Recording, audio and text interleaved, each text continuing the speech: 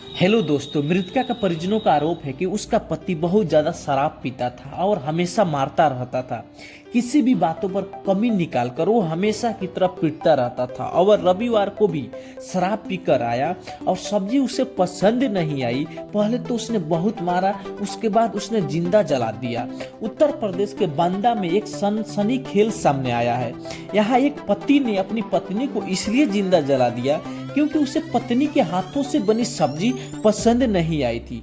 दम तोड़ने से पहले मृतका ने मजिस्ट्रेट के सामने दिए बयान में अपने साथ हुई ज्यादती की आपत्ति बताई।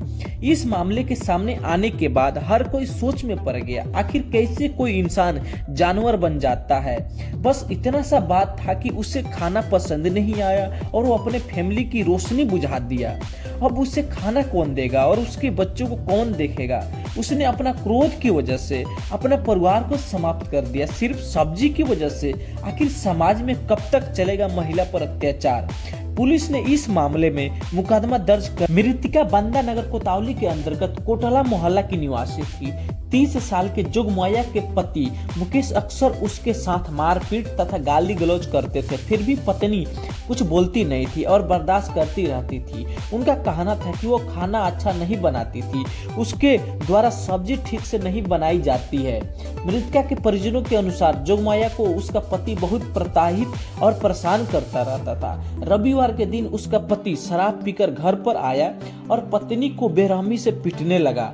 मारपीट से पत्नी बहुलोहन हो गई।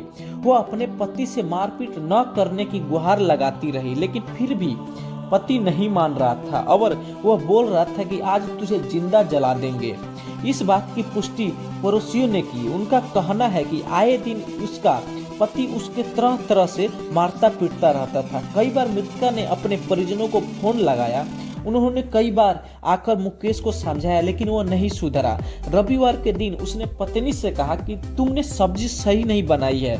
इसके बाद शराब के नशे में पत्नी को इतना मारा कि उसका हालत बहुत खराब हो चुका था और फिर उसने केरोसिन का तेल डालकर पत्नी को जिंदा जला दिया। अब जरा सोचो कि कितना मारा होगा कि वह वहां से भागने में असमर्थ होगी कि उसे जिंदा जला दिया। इस मामले में मुकदमा दर्ज कर लिया गया है।